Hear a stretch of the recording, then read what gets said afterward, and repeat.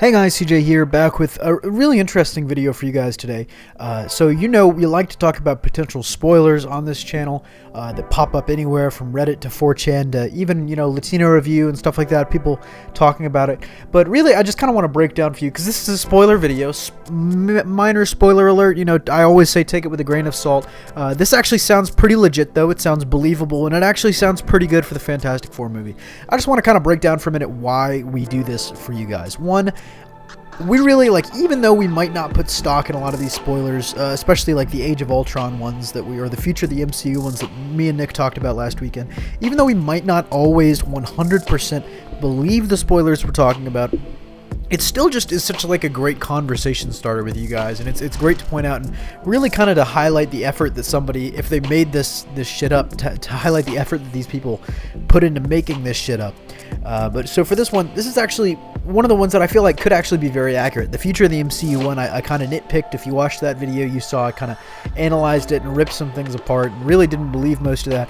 This one, I would put stock in almost everything they're saying. If at the very least, this is someone who's probably pretty accurately guessed stuff from the trailer. So let's just jump right in. This is already in chronological order. I'm just going to be reading it straight off for you guys. So first, this comes straight from 4chan. This guy says, Reed Richards and Ben Grimm are childhood friends, and Reed's experiments with teleportation by transporting objects through the end zone attract the attention of the Baxter Building. He's recruited by Dr. Franklin Storm and befriends his children, biologist Sue Storm and pilot Johnny Storm. Reed is then partnered with Viktor Damyshev, an antisocial programmer from war-torn Latveria, to build a quantum gate to access the end zone. Now, the quantum gate is something that we hadn't heard about yet, so this might lend some credence. We hadn't specifically heard the words quantum gate thrown around. However, if you know anything about this kind of, the future of potential teleportation technology, quantum teleportation is something that actually does exist in science. Once the gate is completed, Reed, Sue, and Johnny and Victor and 3 other astronauts perform a successful teleportation test during which brief disruptions are created. Reed theorizes that the end zone affects both time and space, and the disruptions are a result of the portal being open to it. The cycle needs to be complete, to close the portal. Reed invites Ben to the first real test of the end zone, but Victor changes the coordinates without Reed knowing, wanting to push the experiment further, and leaves the team stranded in the end zone where they are exposed to unknown energies. They manage to make it back to the portal, and Ben jumps into the threshold to pull Reed out, and is exposed to the energies as well. So this might actually be the scene that we saw in the trailer with the 3 astronauts climbing the rocks, and just the whole, bunch of other astronauts that we just saw going into the end zone. Reed becomes able to stretch his body, Sue can become invisible and project force fields, Johnny can burst into flames, and Ben becomes a rock monster, as Victor is left disfigured and obsessed with the answers the end zone may yield. So this is actually really, so Ben jumped into it to actually get Reed, and that's kind of a big point, because he wasn't originally on the mission. So this is actually, it kind of makes sense as to why he'd actually be there. But he becomes a rock monster. Victor is left disfigured and obsessed with the answers. That's kind of something that we've been able to theorize from the trailer as well. So government operative Harvey Elder volunteers to fund Reed's attempt to find a cure, and Reed develops containment suits to help the 4 deal with their powers. Now this, of course, would be the suits that we've seen, the very early suits. Eventually, they find out the government wants to weaponize their powers and exploit the quantum gate to create super soldiers, which they disagree with. Now, this is really interesting because the other 3 astronauts lost control of their powers and died, but I guess the existence of the 4 kind of gives the government, some hope that they'll actually be able to make it, that future experiments, might be able to survive. So Victor has developed technopathy and engineers a breakout from Baxter Building's medical ward, which makes his way to the defunct quantum gate. The others try to stop him, but he jumps into it and disappears. Elder has the quantum gate destroyed, tearing a hole in the space-time continuum that threatens to unravel the entire planet. As the disruptions grow worse, Reed, Sue, Johnny, and Ben escape with Franklin's help, steal an airplane, and make their way to the Amazons where the hole is located, to jump into the end zone and seal it off from the inside at the expense of their own lives, the machine Reed has created. So this definitely ties into some of the shots we've seen probably. There's that quantum rift opening over New York. That might be, part of the Baxter Buildings thing. There's that plane flying, and there's Reed where he looks like he's in the Amazon. So this is all shots that we've seen from the trailer. Arriving there, they are confronted by Victor, who has experienced years inside the end zone harnessing its power. Now calling himself Dr. Doom and viewing himself as above the human race, he tries to convince the 4 to join him in his efforts to take over the planet, but they refuse and fight Doom to a standstill.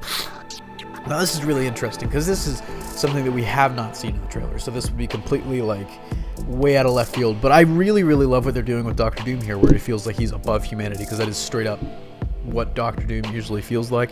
But it's also really interesting that he spent years inside the end zone, and this is something that I think would add a little twist to maybe, because he's an antisocial programmer, as Toby Kebbell has said, but this kind of ties right into what I was saying, where they could save Doom by quickly having him progress over the course of the story to, more or less become the Doctor Doom we know and love. And that would be a quick way to kind of advance his character. Like, he spent years battling the elements in the end zone and being exposed to this, random, kind of chaotic energy and stuff like that. And he comes back very, very changed.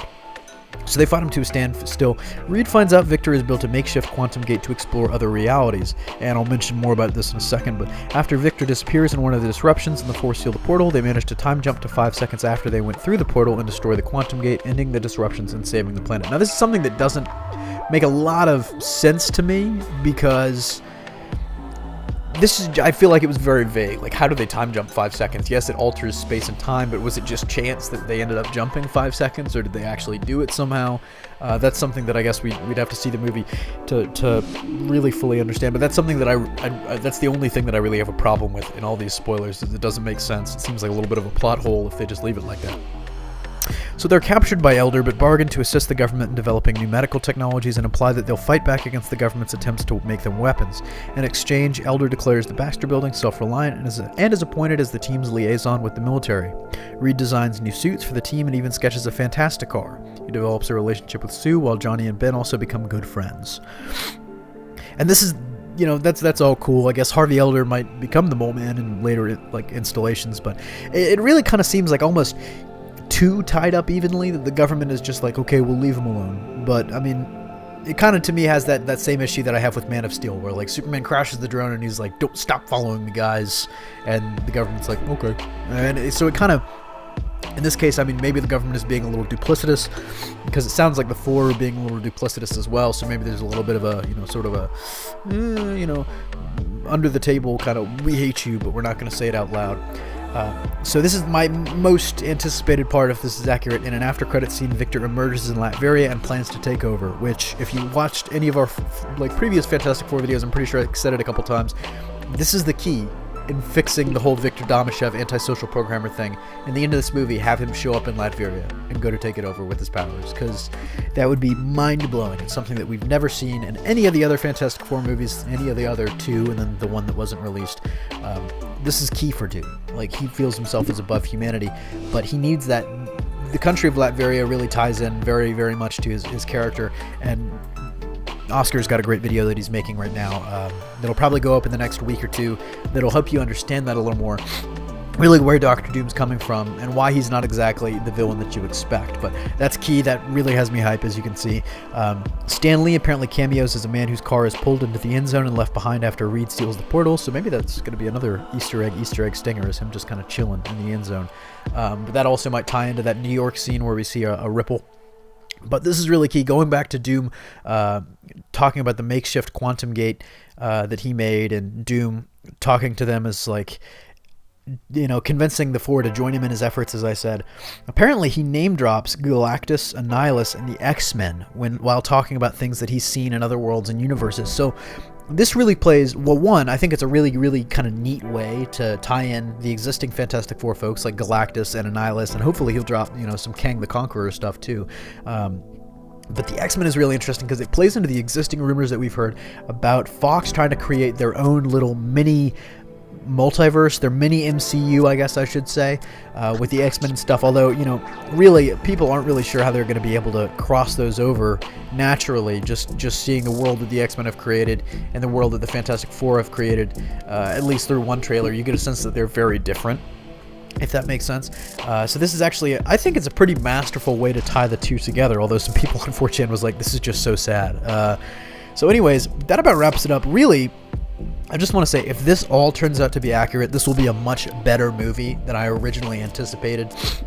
I know Josh kind of convinced me to adopt a wait-and-see approach, because I was with the rest of you. I was like, this Fantastic Four movie is going to suck balls. And then the more and more I kind of thought about it, the more I was like, I don't know that. And then the first trailer kind of seemed pretty good to me. And then now, if these spoilers are true, it might just be because they're doing what I was predicting and saying that they should do.